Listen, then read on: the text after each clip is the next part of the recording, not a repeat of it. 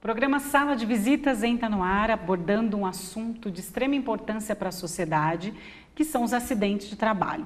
Está aqui comigo o Robson Cupertino, que é profissional coach e especialista comportamental.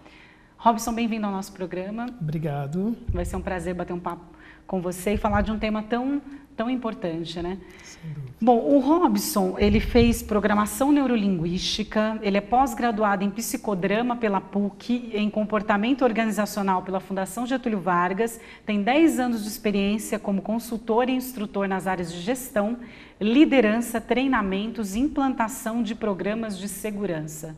É, de fato, um especialista. Robson, antes de mais nada, eu queria que você fizesse um apanhado geral sobre quais os acidentes de trabalho são mais comuns. O que acontece diariamente, mensalmente nas empresas? Ok. Bem, olha, Elza, na verdade, assim, os acidentes são os mais variados possíveis, né? Porque a gente tem vários segmentos, a indústria, né, o comércio, os serviços, então são muitos. Antes, a gente tinha muitos acidentes na área de construção civil, né, porque era uma das áreas mais problemáticas em termos de treinamento, de normatização, de regras. Ainda temos muitos acidentes nessa área, mas hoje nós temos na área de logística. Hoje a área de logística é uma das áreas que está tendo mais acidentes e muitas ocorrências de acidentes. Agora, nós temos dentro da indústria também muitos tipos de acidentes típicos, como por exemplo acidentes nas mãos, né, que ainda é um grande problema, embora isso tenha melhorado, tenha evoluído bastante com proteções, etc., de maquinários, mas ainda também na indústria nós temos muitos acidentes, né, nessa parte assim de serviços manuais. Perfeito. Quais que foram os principais avanços que essa área de prevenção, né, de acidentes teve no Brasil nas últimas décadas, Robson? Olha, eu te diria que nós evoluímos muito, teve muita evolução, a começar lá na década de 70, se você pensar em 76, quando estabelece, né, uma lei, a Lei 6.514, com suas normas regulamentadoras, a partir dali começa a melhorar esse conceito de segurança, começa a dar diretrizes claras para as empresas, né? E a partir disso também começou a ter a qualificação dos profissionais da área de segurança do trabalho, né? Então, além da empresa que passa agora a ter alguns requisitos mínimos a serem cumpridos, você tem os profissionais da área de segurança do trabalho, envolvendo técnicos de segurança, enfermeiros, engenheiros, que na minha opinião assim, são profissionais que contribuíram muito para essa evolução, tá? Porque em alguns casos existe um desafio muito grande, né, dentro das empresas implementar programas de segurança. E às vezes esses profissionais têm grandes dificuldades. Porque às vezes o líder, o dono da empresa não compreende, não entende adequadamente o que se precisa fazer. Às vezes vê isso muito como custo, né? Eu tenho que investir tanto em segurança, mas isso não me dá retorno. Nós vamos falar um pouco disso, mas assim, talvez não dá retorno em curto prazo, Sim, mas a médio e longo prazo. Além disso, tem a questão das vidas humanas que estão envolvidas nisso, né? Então, eu diria que a evolução tem sido grande, mas ainda nós temos um desafio muito grande pela frente, sem dúvida. Perfeito. Até o próprio, né, ex-presidente Lula carrega aí com ele uma marca, pois é, né, de trabalho aí, né? De acidentes. Por que ainda ocorrem tantos acidentes de trabalho no Brasil? Olha, eu diria que no Brasil e no mundo, viu, Elza, ainda acontecem muitos acidentes. Só para você ter uma ideia, segundo dados da Organização Internacional do Trabalho da OIT, acontece cerca de 270 milhões de acidentes por ano. 270 milhões de acidentes. Só no Brasil, 1,3 milhão de casos todos os anos. Desse total desses 270 milhões, 2,2 milhões é fatalidade. Acidentes, né, que as pessoas morrem, né, por conta dessas ocorrências. E então o Brasil ainda tem muitos acidentes. Eu diria que muito disso está ligado ainda com algumas questões básicas, né, da parte de falta de investimento, seguir normas regulamentadoras, leis trabalhistas e principalmente no investimento de algumas coisas de infraestrutura, equipamentos, máquinas, tá? E, fundamentalmente, a falta de investimento e de compromisso com a parte de comportamento das pessoas. Eu diria que, então, por conta dessas três coisas, eu colocaria 3 pilares aí, que é um grande problema. Então, o básico, que é a falta de cumprimento das leis, regras, que as empresas não seguem, muitas delas. A parte de investimento em infraestrutura, que falta, né? de forma geral, para garantir que o processo seja seguro, onde as pessoas trabalham. E em terceiro, essa parte do comportamento. E uma coisa não inviabiliza a outra. Né? Por exemplo, o fato de comportamento estar colocando como um terceiro momento não significa que ele não tenha que ter. Pelo contrário, tem que ter porque ele é decisivo para a ocorrência de acidente dentro das indústrias. Perfeito. Isso a gente falando no Brasil, mas isso no mundo também, de uma forma geral? No mundo, de uma forma geral, ocorrem muitos acidentes. Por alguma razão, o Brasil tem um problema sério com relação ao planejamento. Eu gosto sempre de brincar com isso, pensando, mais recentemente a gente teve ano passado na Copa do Mundo, né, que foi tema de grande discussão. Se a gente pensar, em 2010 a Copa do Mundo foi África do Sul. Exato. Em 2006, se não me engano, na Alemanha. Se a gente pensar, quantos acidentes ocorreu com fatalidade na África do Sul? Isso foi dado da Veja, né, quando aconteceu a Copa aqui, por conta dos acidentes que teve no Brasil. Na África do Sul, nós tivemos 2 acidentes com fatalidades.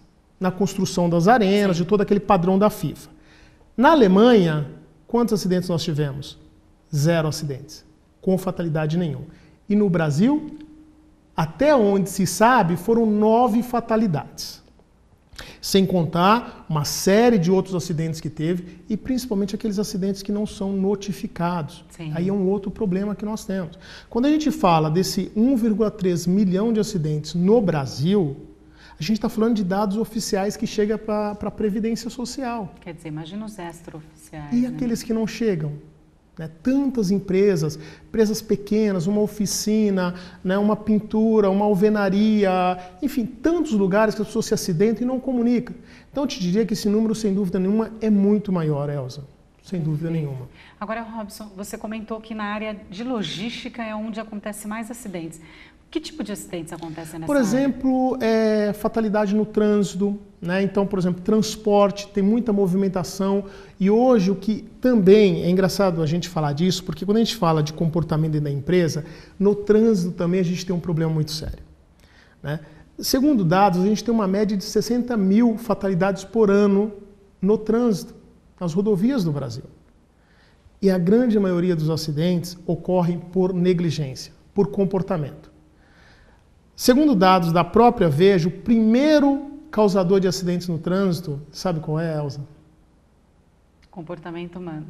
Comportamento humano, mas, especificamente, falar ao celular enquanto dirige. É a primeira causa de fatalidades. Né? Aí depois vem dirigir embriagado, não usar um cinto de segurança, fazer ultrapassagem perigosa, alta velocidade. Então veja, tudo ligado ao que você colocou, fatores humanos, comportamento humano. Então a gente verifica que realmente tem um grande problema aí, e a logística, claro, né, por conta dessa questão, as pessoas estão sempre tudo muito transportado ainda no Brasil, né, Sim. pelas rodovias, etc. E aí não tem treinamento adequado, preparo. A grande maioria dessas pessoas que trabalham, às vezes, como ajudante, não tem um treinamento, não tem preparo, não tem equipamento, enfim, é um grande problema de fato. É complicado, né, Robson? Sim. Complicado. Agora, a gente falou da parte comportamental, né, e a cultura de segurança das pessoas dentro das empresas. Uhum. De certa forma, tem melhorado um pouquinho? O que essas empresas têm feito para isso? Olha, eu diria que melhorou a cultura nas empresas, algumas empresas. Tá? Se você pegar as grandes empresas, talvez aquelas empresas que têm uma preocupação genuína com essa questão do trabalho, do ser humano, essa cultura tem melhorado.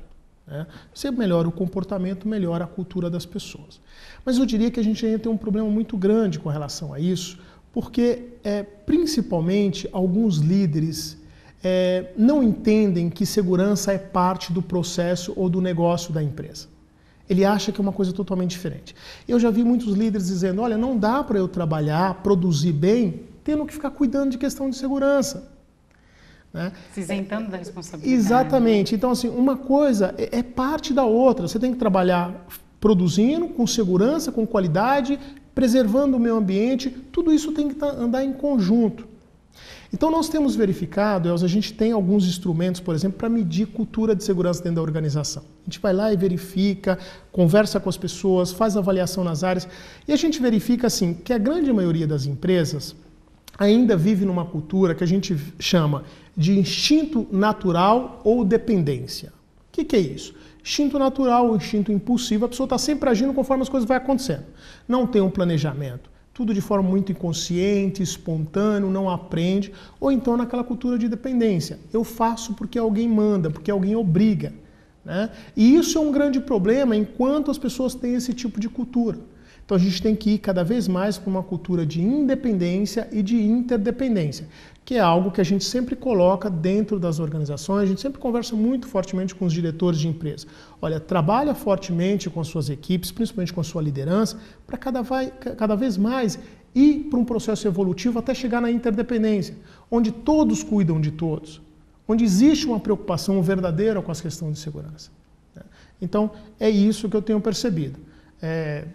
Eu acho que ainda temos que evoluir muito, melhorar muito. Né? O Brasil ainda tem uma cultura pobre de segurança, se a gente constatar que ainda tem muitos acidentes que ocorrem pela essa baixa cultura que as pessoas têm. A gente vai para um breve intervalo, daqui a pouquinho a gente volta falando mais sobre acidente de trabalho. Até já.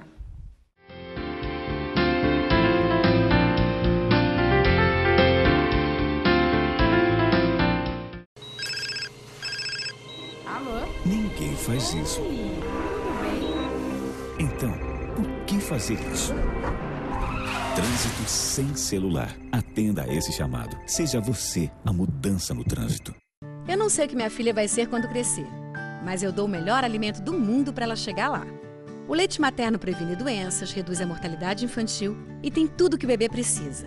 Amamente seu filho por 2 anos ou mais e nos 6 primeiros meses dê somente leite materno. Assim, ele vai crescer forte e saudável para ser quem quiser. Mãe, quero ser astronauta. Tá no caminho certo, filho. Ele mamou que nem ela. Amamentação, um ganho para a vida toda. Na última década, os transplantes de órgãos cresceram 84%. As cirurgias cresceram 619%. E os atendimentos de urgência cresceram 627%. As doações de sangue precisam acompanhar esse crescimento para atender a milhares de pessoas que dependem da sua solidariedade. Esse gesto está em suas mãos. Seja para quem for, seja um doador. Procure um Hemocentro mais próximo.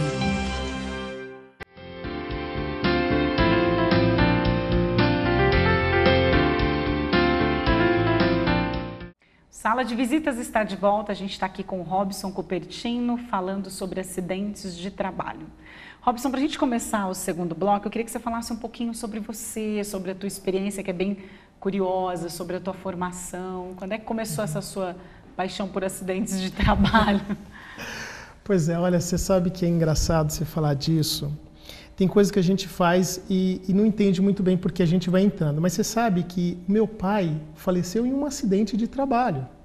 Agora que você me fez essa pergunta, me veio isso, né? Assim, muito engraçado. Porque o meu pai, a gente era do campo, né? Trabalhava em fazenda e tal.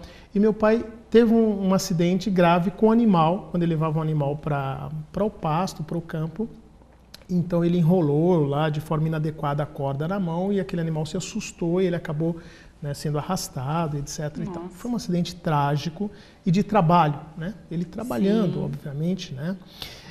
Então, às vezes a gente não entende muito bem, mas agora, né, a gente vai pensando e talvez tudo tenha um porquê. E hoje, talvez, isso que eu tenho tanta motivação e gosto muito de fazer, de orientar, de treinar, talvez uma compensação que eu esteja fazendo, né? Algo que eu esteja querendo, sei lá, compartilhar e até talvez para que outros filhos não passem por isso, né? Não percam seus pais por um acidente, talvez seja isso. Bom, mas na verdade, assim, eu fiz um curso técnico de segurança do trabalho, então eu fui trabalhar dentro das indústrias, trabalhei por quase 15 anos dentro da empresa, nessa área de segurança do trabalho, né? Fazendo ali a área técnica em si. Mas aí a minha vida também começou a tomar outros rumos. Porque quando eu estava nessa área, eu me lembro que tinha um chefe e ele falava assim: Robson, você vai começar a entrar agora numa parte de treinamento. Você vai fazer treinamentos, palestras, etc. e tal. E para mim isso era muito assustador. Agora o bicho pega. Porque eu sempre fui muito tímido, né? Vergonha de falar em público e tal. Eu falei, e agora? O que eu vou fazer, né? E aí eu comecei a pesquisar. Olha, eu preciso fazer... Eu queria, na época, fazer uma faculdade, né? Comecei a pesquisar e tal. E nesse momento eu estava fazendo uma oficina de teatro. né, no bairro, aquelas oficinas que tem em casa de cultura. E aí, conversando com o professor, então ele falou, olha, é muito bom fazer teatro, né, porque você aprende a se expressar, melhora a sua comunicação, uma série de coisas e tal. E aí eu falei, quer saber, eu vou fazer uma faculdade, então, de artes cênicas. Porque... Foi mais além. Pois é, fui bem além. Eu falei, eu vou fazer uma faculdade, uma universidade, porque eu já faço uma universidade e de alguma forma isso vai me ajudar, né, na função que eu exerço hoje e tal, não sei o quê, até porque eu ia trabalhar com grupos, etc. E aí fui fazer. Então eu fiz a faculdade de artes cênicas, né, graduação em educação artística com especialização em artes cênicas. E gostei muito da experiência, achei muito bacana e tal, e continuei trabalhando na área de segurança do trabalho e trazia, né, esses conhecimentos, então, de jogos teatrais, de vivência para trabalhar com os grupos, nos treinamentos, etc. Melhorou muito a minha performance, né, sem dúvida nenhuma. Aí depois eu fui fazer psicodrama, fazer uma pós-graduação em psicodrama, né, na PUC de São Paulo, que é um curso fantástico, maravilhoso, que ele traz assim, uma série de experiência e vivência, porque ele fala principalmente da relação humana, né, e dessas relações profundas que a gente tem, né, com as pessoas. Então foi muito bom. E aí eu também trouxe uma série de coisas do psicodrama para dentro das empresas, né, para trabalhar na empresa, porque tem uma série de coisas ali que a gente pode trabalhar tanto com a liderança, com as equipes, né, uma metodologia muito interessante. Bom, aí... sempre nessa busca, né, de conhecimento, de experiência e tal. Aí fui fazer depois coach, fiz também practitioner de PNL, Programação Neurolinguística, fiz lá uma especialização também em comportamento organizacional. Enfim, eu fui buscando coisas, né, experiências, conhecimentos que de alguma forma me ajudasse dentro dessa função, que é uma função que eu adoro, né, talvez pelo que a gente já falou, que é trabalhar com as pessoas, conscientizar, orientar, treinar, que é dentro da área de segurança do trabalho, sempre objetivando, sem dúvida nenhuma, que as pessoas se machuquem, se acidentem, etc. No primeiro bloco a gente falou muito da questão do acidentado, né, de trazer uma série de prejuízos para a empresa, tanto para ele quanto para a empresa, para o governo, etc. Né? Uhum. Agora, além do acidentado e da família que sofre, as empresas também e o país acabam saindo perdendo, né, Robson, com alto número de acidentes de trabalho, né? Uhum. Como é que é o custo desses acidentes, não só para a empresa, mas para o governo e também para o nosso bolso, né, Robson? Ah, sem dúvida, é uma pergunta muito importante. Olha, segundo dados do site Portal Brasil, que é um site do governo federal, o Brasil gasta cerca de 70 bilhões por ano com acidente de trabalho. É muito dinheiro. Quantas creches, escolas, segurança pública, tanto que poderia se fazer com isso? E aí um grande engano que tem é que as pessoas acham que, assim, ok, é o governo que paga isso. E não é, como você colocou, sai do nosso bolso, é nós que pagamos isso. E agora também as empresas estão pagando por isso. Porque além do SAT, que é o Seguro de Acidente de Trabalho, tem agora o FAP também, que é o Fator Acidentário de Prevenção, que as empresas têm um fator que vai de 2% a 12%, que é com base no grau de risco dela e no CNAE, que conforme o grau do risco e do acidente, a ocorrência do acidente, ela tem que pagar e é descontado direto na folha de pagamento dela. Então tem empresas que estão pagando milhões, né, para a Previdência por conta desses acidentes e desse fator. Então, muitas vezes o que se pensa, né, eu economizo não investindo em segurança, é um mero engano. Exatamente. Ele vai pagar isso lá na frente, né? Com dinheiro ou através de vidas humanas, de alguma forma esse custo vem. Então, realmente, a gente tem que pensar muito seriamente nessa questão, porque o custo é muito alto. E ficou claro, né? Não é e só fica no claro. bolso do... E só complementando, Elza, ainda você falou a questão da família, né? E a família, o sofrimento dessa família. As pessoas que ficam deficientes, ficam aleijadas, ficam inválidas. Eu tenho acompanhado, né, em algumas investigações de acidente, a gente tem a oportunidade de conversar com a família, etc. É um sofrimento terrível, né? Então, se as empresas não pensam na questão, né, financeira ou qualquer coisa do tipo, pensa nas pessoas, né? Pensa no ser humano, que é trágico você ver uma pessoa acidentada, inválido, isso é muito sério. E a maioria das vezes acontece com pai de família, alguém que né, sustenta a casa, ou seja, depende exclusivamente daquela pessoa, é bem difícil mesmo, né? Sim. Agora, como é que é possível, Robson, prevenir essas ocorrências de acidente nas empresas, né? E como é que é o impacto em termos de custos das ações preventivas nessas organizações? A gente fala tanto da preocupação de gerentes, diretores, enfim, com o custo, mas será que é tão alto esse investimento, né? Pois é, olha, Elza, na verdade, sim, as empresas podem e devem fazer investimento nessa área. Tá? A gente tem visto que quando a empresa investe de forma adequada, de forma planejada, não é coisa lá assim fora do comum, é coisa que faz parte e que é lei, é obrigatório, tá? Então é preciso fazer isso, é preciso trabalhar isso, tá? Com investimentos apropriados, adequados. Eu não estou dizendo aqui para as empresas ficarem investindo em coisa que não faz sentido, porque muitas vezes a empresa perde dinheiro com alguns programas e faz algumas coisas que não agrega valor para a questão de prevenção e de segurança no trabalho. Tá? Então a gente tem vários exemplos de empresas que têm feito trabalhos fantásticos com relação a isso. Eu gosto muito de citar aqui um exemplo, né, e talvez os empresários e donos de empresa, a liderança, né, já ouviu falar. Na década de 80, especialmente em 87, um cara chamado Paul O'Neill, ele fez um trabalho fantástico. A Alcoa, né, uma das maiores produtoras de alumínio do mundo, quando esse cara chegou, foi contratado para ser o presidente da empresa, todos ali, né, os acionistas e, né, o pessoal milionários esperando ele falar de margem de lucros, índices financeiros, uma série de coisas. Ele começou o pronunciamento dele, o discurso falando sobre segurança do trabalho. Ele dizia: eu quero fazer com que a Alcoa se torne a empresa mais segura para se trabalhar nos Estados Unidos. O pessoal ficou muito, né, achando estranho aquilo. Pô, o cara vem falar de segurança no trabalho, etc. e tal. E aí, só para você ter uma ideia, um ano depois, a Alcoa já tinha batido um recorde alta nos lucros dela. Tá?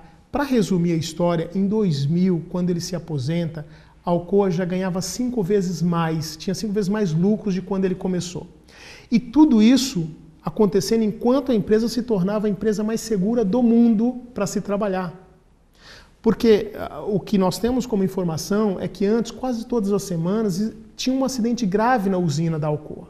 E depois disso, que ele implementou o seu programa de segurança, investiu em segurança, melhorou a cultura de segurança, algumas unidades da Alcoa ficavam assim anos sem ter sequer um acidente que gerasse afastamento no trabalho.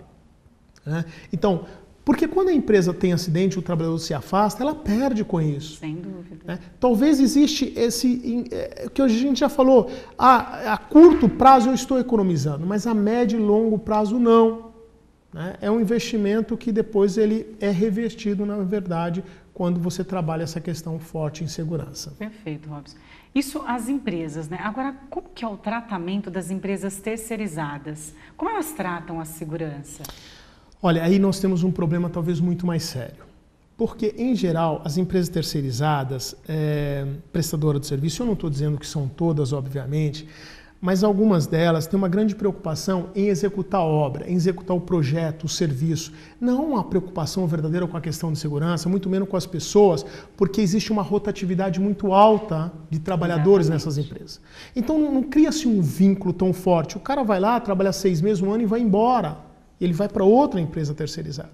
E aí também, né, eu diria que há por parte do contratante também uma coisa, né, ruim, porque ele sempre busca o menor preço.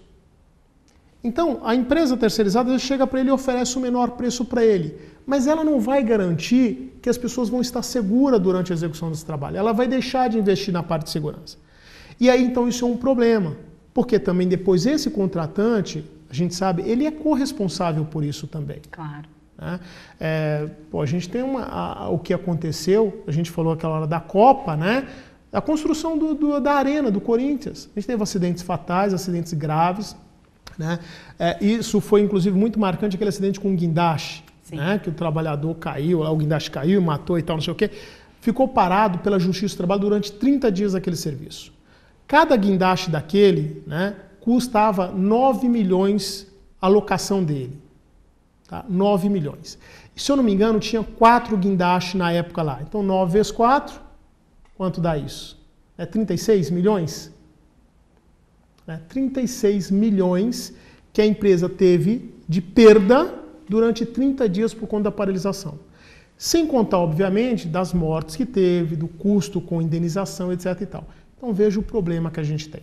Então, a empresa terceirizada, a gente tem que ter um controle, a empresa contratante tem que controlar, tem que realmente buscar e saber quais os indicadores, qual a experiência dele na questão de segurança, muitas coisas que não se olha, né? Então precisa saber, você tem experiência em segurança? Quais são os seus indicadores? Como que você trabalha? Quais são as suas normas? Isso tem que estar estabelecido em contrato. Exato. E principalmente tem que exigir o cumprimento dessas diretrizes da empresa que está contratando. Senão, sem dúvida nenhuma, a contribuição é muito grande para as estatísticas de acidente que a gente já tem visto. Quer dizer, quantos acidentes seriam evitados, né, Robson, se isso acontecesse?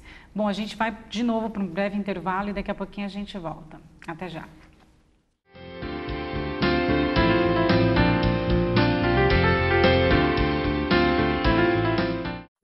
O estado de São Paulo tem o maior efetivo policial do Brasil. São quase 120 mil policiais de olho na nossa segurança. Mas se aos olhos desses 120 mil policiais se juntarem os olhos de 43 milhões de habitantes do estado, vai dar para ver muito mais. Se você viu coisas que a polícia ainda não viu, denuncie por telefone ou agora também pela internet. O sigilo é absoluto.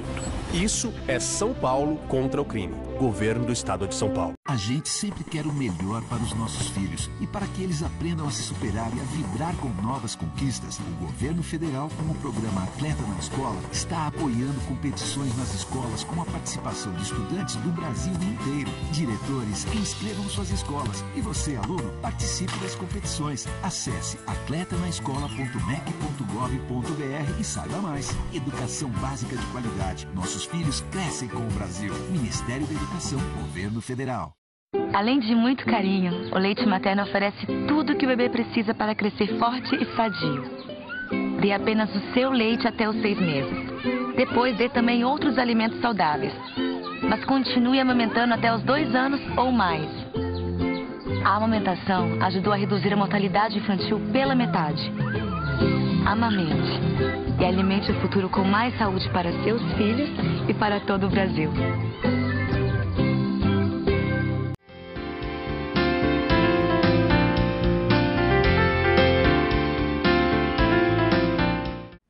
Sala de visitas está de volta, a gente está aqui com o Robson Cupertino falando sobre acidentes do trabalho, né, Robson? Quanta coisa importante a gente pôde absorver. E agora a gente vai falar, Robson, de um assunto que você adora, né?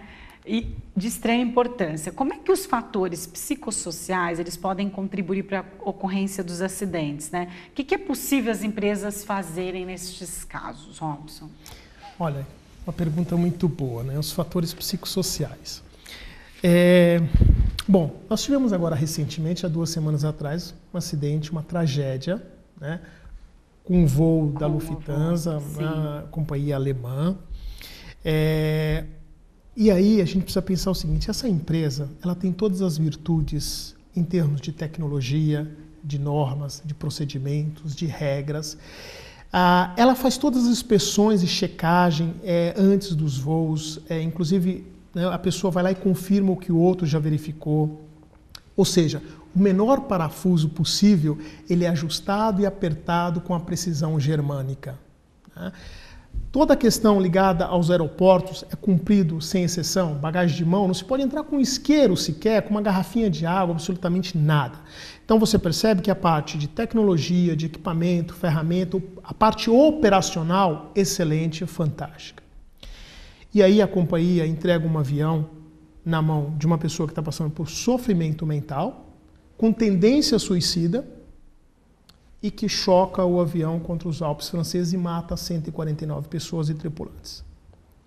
Aí o que eu pergunto é, será que houve um olhar para essa questão dos fatores, seja psicológico, seja emocional? Porque eu fico muito curioso com isso, se esse rapaz não demonstrou, esse jovem, nenhum sinal aparente que demonstrasse algum distúrbio com relação a isso. Ficamos agora sabendo, nesse final de semana, que a namorada dele disse que ele já tinha dito algumas coisas estranhas, né, do tipo, o mundo inteiro vai saber o meu nome, vai conhecer o meu nome, né? Então, já se demonstrou que ele tinha uma tendência suicida. E aí, será que os colegas, o próprio chefe, líder, não percebeu nada? Se não percebeu, então eu diria, Elza, que falta aí um preparo muito grande para essas pessoas, principalmente para a liderança. Porque falta gestão de pessoas, especialmente aquela gestão com foco na segurança, na proteção, na integridade física e mental das pessoas. Porque se há um olhar voltado para isso, principalmente uma escuta, para escutar o que o trabalhador tem a dizer, talvez aí, né, a gente melhora muito. Eu lembro muito aqui de uma frase de Peter Drucker, o grande guru assim, nessa área de administração e liderança, que fala o seguinte: o mais importante na comunicação é ouvir o que não foi dito. Então, às vezes, as pessoas têm coisas para comunicar, mas a gente precisa saber também como se comunicar com essas pessoas. Né? E aí, então, sempre é possível controlar, mitigar esses riscos. Né? Os Estados Unidos já fazia isso, que era uma lei, regra, sempre ter 2 pessoas na cabine. Tá? Agora, todas as companhias aéreas estão fazendo isso. Ou seja, é uma forma de controle? Então, sempre é possível controlar e tem várias outras formas de fazer isso. Você criar sistemas, diretrizes, programas, instrumentos que no dia a dia a pessoa consegue enxergar esses fatores psicossociais. Não é deixar para fazer isso uma vez no ano, quando o cara vai fazer lá um exame médico periódico. Não dá, porque as coisas são muito dinâmicas, a nossa vida, acontece tantas coisas no dia a dia, na família, na sociedade, na rua, no trânsito, dentro da própria empresa. Então, a gente tem que, no dia a dia, ter ferramentas, instrumentos que a gente consiga enxergar essas coisas. Então, eu diria que falta um pouco nas empresas esse olhar mais voltado para as questões humanas, para os fatores humanos. Tá? E de que maneira a gente poderia fazer isso? Por exemplo, a Lufthansa, de que maneira ela poderia abordar isso? Quer dizer, antes de cada voo, bater um papo com o piloto, de que maneira? Ter um psiquiatra, um psicólogo? Elza, você sabe que existem vários programas que as empresas podem fazer. Um deles, que por exemplo a gente implementa dentro das empresas, que é um programa chamado Comportamento Seguro. Dentre tantas coisas que tem dentro desse programa, uma coisa é o que a gente chama de observação comportamental. O líder está sempre muito atento com relação ao comportamento da equipe dele. Então é um olhar diferenciado, é uma expressão facial, é um andar. Ou seja, o líder tem que ser qualificado, ele tem que ter formação para perceber essas coisas. Sim. Né? Então há diversas formas, diversos instrumentos que você pode fazer isso. Algumas empresas, né, pouquíssimas, eu sei que existe, por exemplo, até um plantão psicológico, onde o trabalhador, quando ele quer, ele pode ir lá falar, se expressar, ele pode ser ouvido. Ou seja, tem várias coisas que as empresas podem fazer para ter esse olhar. Se você me permite, Elza, eu quero fazer um comentário rápido aqui. Claro. Eu participei de uma investigação de acidente, onde eu fui convidado especialmente para entrevistar as pessoas. Porque quando acontece um acidente, você tem todo aquele processo investigativo, processo técnico, e tem também o processo mais ligado às pessoas. Então, de entrevistar, conversar, e aí a gente usa muito a PNL para fazer isso, né? E o que aconteceu? Só para te contextualizar rapidinho, esse rapaz ele saiu da cidade natal dele e foi trabalhar numa outra cidade, que é muito comum em obras, projeto que ele estava fazendo. Ao chegar lá, ele conhece, uns 3 meses depois, era mais ou menos um ano que ele ia ficar nesse projeto, ele conhece uma moça. E ele fica apaixonado por essa moça, né, muito bonita, muito mais nova que ele. Ele casa com essa moça. E nesses lugares, em geral, o que acontece? O pessoal acaba formando uma coletividade porque tem várias pessoas de vários lugares. Então é muito comum aquelas coisas de final de semana ir passear, fazer churrasco, futebol, etc. E todos os finais de semana tinha isso de futebol. Isso eu sei porque eu entrevistei as pessoas. Então ele saía mais ou menos 10 horas de casa e chegava em casa por volta de 8, 9 horas da noite. Determinado dia, ele volta para casa por volta de 4 da tarde, porque acabou terminando mais cedo e tal. Ao chegar em casa, ele encontra a mulher dele na cama com outro homem, com um rapaz, que era mais ou menos a idade dela. Esse rapaz fica desesperado, revoltado, quer matar o rapaz, então a moça implora, não sei o quê. Tudo bem, ele fala, ok, então vai embora, dá uns tapas no rapaz lá, o rapaz vai embora. E a moça diz que vai embora, ele diz, tá bom, porque eu não aceito isso mesmo, não sei o quê, isso é difícil para mim. E falaram que realmente ele tinha essa questão, porque era aquela coisa, aquele homem que, né, não aceita, né? E tem que lavar isso com sangue, a honra, etc. E tal. Mas quando a moça estava indo embora, ali por volta de umas 7 da noite, ele implorou para a moça não ir. Ele disse, por favor, não vá, eu te amo muito, fique comigo, não sei o que e tal, tal. A moça resolve ficar. E ele fala, eu vou melhorar, não vou ficar saindo no final de semana a mais, etc. E tal. Bom, tudo bem, no dia seguinte ele tem que trabalhar. Ele vai trabalhar. Quando ele chega... Aí que eu te falo a questão do líder perceber sinais, né? Nesse caso específico. O líder, eles têm uma coisa, em geral as empresas que se chama de DDS, Diálogo Diário de Segurança. É uma roda que eles fazem, ali bate um papo já de um tema específico, ou na hora ali eles discutem algumas questões do dia a dia. E o líder, o que estava fazendo esse discurso com eles, falando da questão de segurança, percebeu ele cabisbaixo. Daí era um rapaz muito comunicativo, que gostava de falar, questionar e tal. E ele triste e tal, não sei o quê. E esse líder pergunta para o colega que estava do lado dele, que era colega comum desse rapaz: o que está acontecendo com o fulano?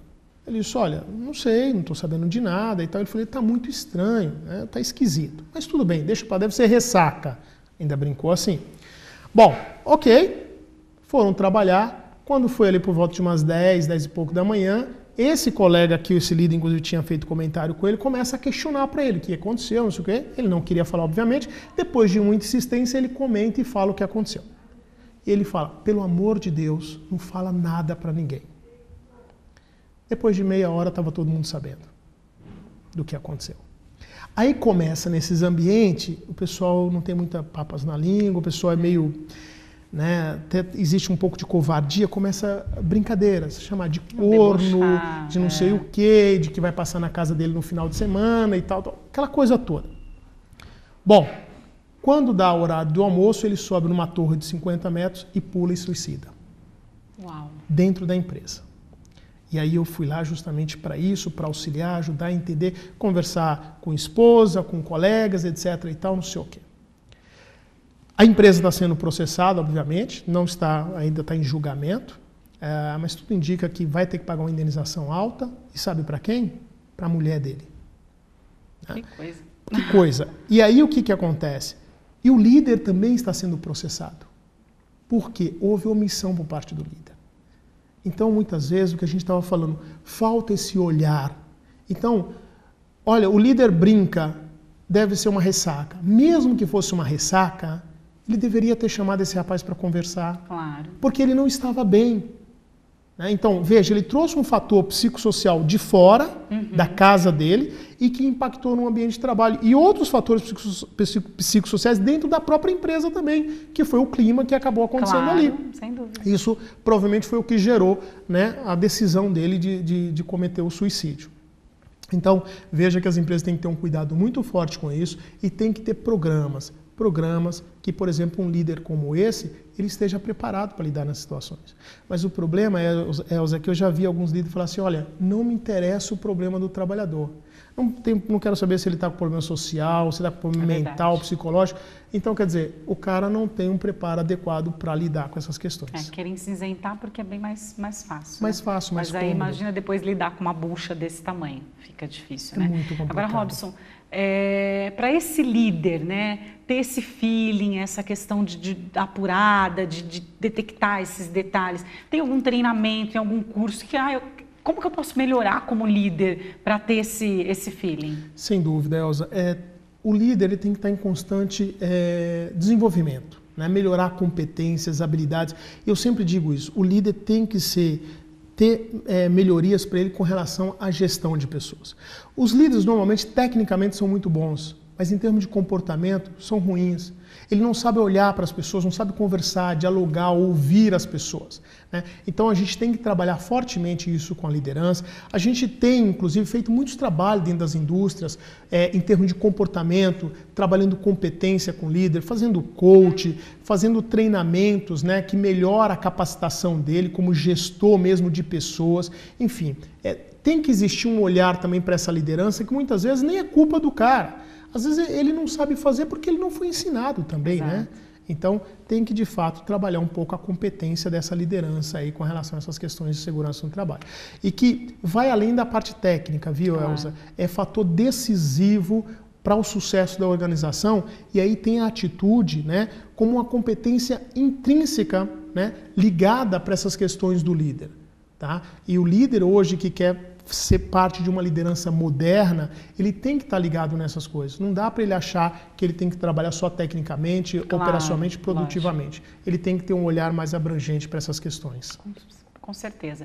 Bom, a gente está chegando ao final do programa Sala de Visitas. Eu queria que você deixasse seus contatos. Me parece que vai haver um treinamento também para quem tem interesse em se qualificar melhor. Deixa os contatos, por gentileza, Robson. Perfeito. Olha, quem tiver interesse pode fazer contato conosco no telefone 3297-6460 e no telefone também 3482-9675. Nós temos programado já para esse ano diversos treinamentos e cursos que vão acontecer em São Paulo. E, por favor, entre em contato conosco, acessem nossas páginas, Facebook, LinkedIn, e você terá maiores informações e será sempre um prazer poder esclarecer dúvidas ou sugestões que alguém tenha para fazer para nós. Obrigado. Tá certo, Robson, obrigada pela sua participação. Foi muito bacana, muito aprendizado e a gente percebe que tem que aprender cada vez mais, né, Robson? É verdade. Vamos participar dos cursos e treinamentos. Legal, eu que agradeço, obrigado. Imagina. E será sempre um prazer participar do seu programa que eu gosto muito. Tá joia. Obrigada, Robson. Obrigada. O Sala de Visitas fica por aqui, continue acompanhando a nossa programação. E se quiser enviar uma sugestão ou alguma crítica, o nosso e-mail é saladevisitas@tvcamaraosasco.com.br. Até lá.